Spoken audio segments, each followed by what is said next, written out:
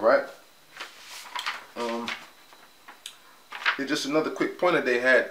You know, they believed in what a person who was going to redeem them, who they called Tekorah, and Tekorah was known as what? The son of the Most High, the son of the supreme power.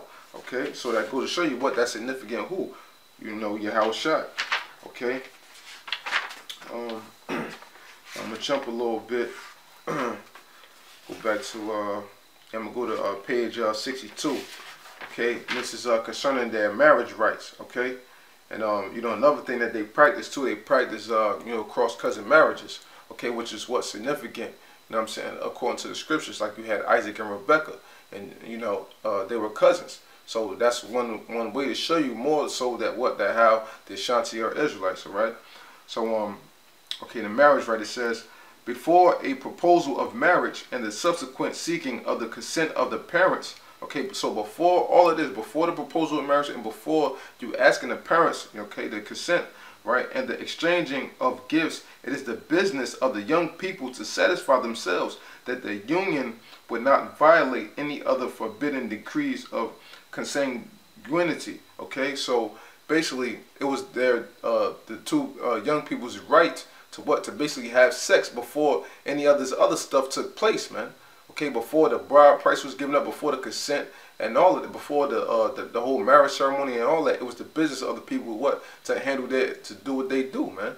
Okay, because when you go into what Exodus 22 and 16, you know, matter of fact, I'm gonna just grab it.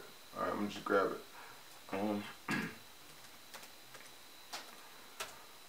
Yeah, it's Exodus 22 and 16. And if a man entice a maid that is not betrothed and lie with her, he shall surely endow her to be his wife. Okay, so what? Before he went to go ask the father of anything, you know what I'm saying, what, you could grab a woman up and you could go lay down with her. And then you would go to the father and the moms and ask for the consent. And then you would pay the endowment, the dowry, so on and so forth. So the business, you know what I'm saying, to handle the act of sex was first and foremost before anything else, man. Which proves the point right here. Okay, it says, the ancient Hebrews themselves could not have been more particular in this regard. They having obtained the parents' consent, the Ashanti youth will make them small gifts and pay the bride price, including the wine offering. The parents' consent, the presentation and acceptance of these gifts, and the aseda, the bride price, are the only formalities that are necessary to constitute a valid marriage. Okay, and it says, wine is used in the religious part of the marriage rites and is also handed round to those who are present. What, like, you know, it was, you know, customary, of course, to have wine at a wedding. All right, it says, wine is poured on the ground for the spirits of the ancestors, and the remainder shared by those present. Now, when you think of Jake today, what do Jake usually do, man?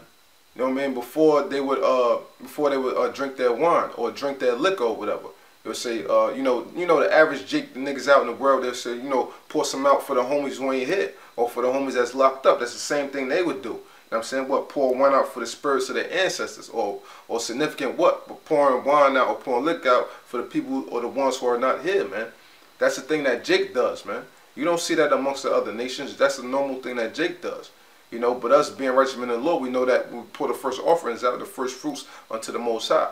Okay, but that's still amongst our people, but just not on the righteous side of things. Okay, because we know pouring drink offerings out to the so-called dead, we know that that's off. You know what I'm saying? Yeah. So I'm going to the next point. It says, not only in the marriage ceremony itself, but also in after marriage customs, there is a strange similarity, okay, between the Ashanti and the Hebrews. Thus, for example, for 8 days after the birth of a child, the Ashanti mother is considered as unclean. It is only on the 8th day and the Netetia rite, as the Ashanti call it, that the child receives its personal name. And on the 40th day, a still further ceremony has to be observed. And all this we are certainly reminded of Hebrew customs. What? And that goes to what? A purification at a woman having a child, man. And that goes what? According to the law, you know. And that's what? Leviticus chapter 12. Okay. Because it said what? You know, on a 40th day, what a ceremony is observed. So after that 40th day, you know, she would be considered clean from, you know, having a child or whatever, man. All right. So Leviticus 12:1, and the Lord spake unto Moses, saying, speak unto the children of Israel, saying, if a woman have conceived seed and born a man child, then she shall be unclean 7 days. According to the days of the separation of her infirmity shall she be unclean.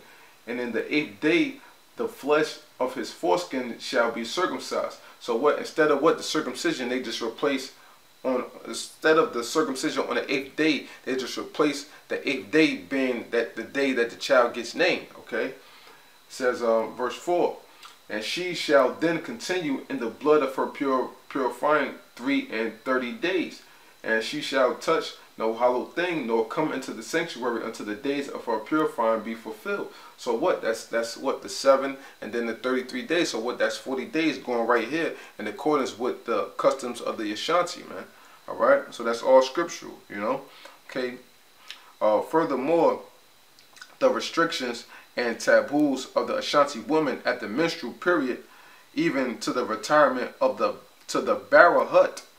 Okay, read like a page borrowed from the book of Leviticus, and the system of Ashanti ablations to prevent legal uncleanness constantly bring to mind similar practices which were common among the Hebrews. Okay, and that's right. That goes all according to the Lord's will, man. Okay, that's Leviticus 15. Yeah, Leviticus 15 and 19.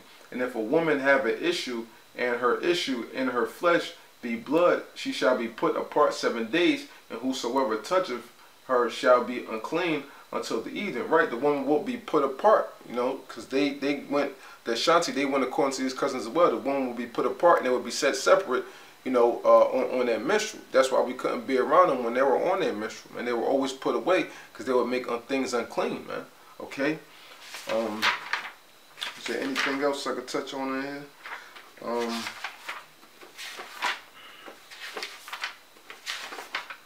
Yeah, I think that was pretty much the point, you know, that I really wanted to touch on. You know, it's many other things as well, but I mean, I don't want to make this too long. So, you know, with that, you know what I'm saying, you know, just showing you brothers how, you know, the supreme being of the Ashanti, you know what I mean, Yahweh is significant, you know, to Yahweh, you know what I'm saying, you know, their marriage rights, their customs, you know, the birth separation, you know what I'm saying, the woman being unclean, being separated from the household, so on and so forth, man. You know, the cross-cousin marriages, you know, all these rights, these customs, they're all significant with our laws and customs according to these holy scriptures, man, to furthermore prove that the Ashanti are a part of the 12 tribes of Israel, man. You know, so with that, you know, I hope you brothers were edified. You know, I'd like to give all praises, honor, and glory to Yahweh Ba'ashem Yahushai, double honors to the apostles and the elders of Great Millstone, and shalom to the Lekman out there doing this work of faith and labor of love and true sincerity. Shalom, death to America.